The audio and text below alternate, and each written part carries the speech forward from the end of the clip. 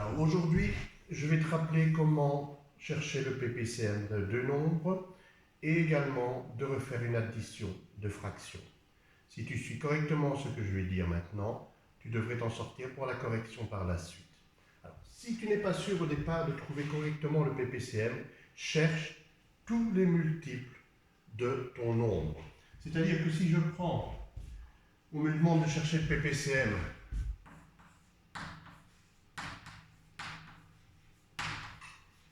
de 7 et 9, eh bien, d'abord, fais tes tables. N'aie pas peur de faire tes tables sur une feuille à côté. C'est-à-dire que je vais prendre la table de 7 et la table de 9. Et je vais les écrire. Et c'est là que je dois faire attention, bien évidemment. 7, 14, 21, 28, 35, 42, 49, 56, 63 et 70. Je cherche ensuite ceux de 9. 9, 18, 27, 36, 45, 54, 63, 72, 81 et 90. Quand tu as fait ça, tu regardes là, quel est le plus petit qui sera pareil dans les deux. Eh bien, si je regarde bien, c'est que le plus petit qui apparaît automatiquement dans les deux, c'est 63.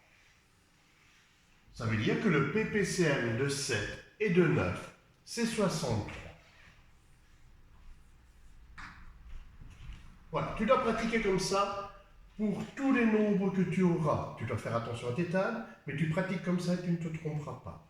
Maintenant, je vais faire une addition. Donc, je vais par exemple vous dire, je dois additionner 2 cinquièmes plus 1 septième. Eh bien, je fais pareil. Je dois chercher en fait le PPCM de 5 et de 7. Une fois que tu les as cherchés sur une autre feuille à côté, tu n'as qu'à la réutiliser. Donc, multiple de 5, 5, 10, 15, 20, 25, 30, 35, 40, 45 et 50. Je vais d'abord aller jusque-là, on verra bien. Puis je vais chercher les multiples de 7. Je te dis, tu les réutilises. Je les chercher là au-dessus. Enfin, j'en profite. 7, 14, 21, 28, 35. Eh bien, puisque je rencontre déjà le 35 qui est au-dessus, je ne dois pas aller plus loin. Je m'arrête là. Maintenant, tu peux aller jusqu'au bout de ta table. Il n'y a aucune faute là-dedans. Mais quand tu vas jusqu'au bout, ne te trompe pas par la suite. J'ai 35. Ça veut dire que mon PPCM de 5 et de 7, c'est 35. Ça va être également mon nouveau dénominateur. Donc, en dessous, je peux déjà écrire 35. Ça, c'est sûr. Maintenant, je vais utiliser des couleurs pour pouvoir trouver mon nouveau numérateur. Attention que ce sont toujours des fractions équivalentes. Donc, ce que je vais trouver ici et là voudra toujours dire la même chose. Je suis à 5 et je me demande ce que je dois faire pour arriver à 35. 5 quoi? 5 fois 7. Si je fais x 7 en dessous, je fais x 7 au-dessus. 2 fois 7, ça nous fait 14. Je change de couleur, j'ai déjà dit, c'est bien plus facile après pour s'y trouver. Et je vais faire la même chose avec le 7. 7 pour arriver à 35, qu'est-ce que je fais? Je fais fois 5. Si je fais fois 5 en dessous, eh bien je vais faire la même chose au-dessus. Je fais fois 5. 1 fois 5, ça fait 5. Quand tu as ça, tu n'as plus qu'une seule chose à faire, puisque j'ai mon même dénominateur, c'est simplement additionner les numérateurs. 14 et 5 égale 19 35e.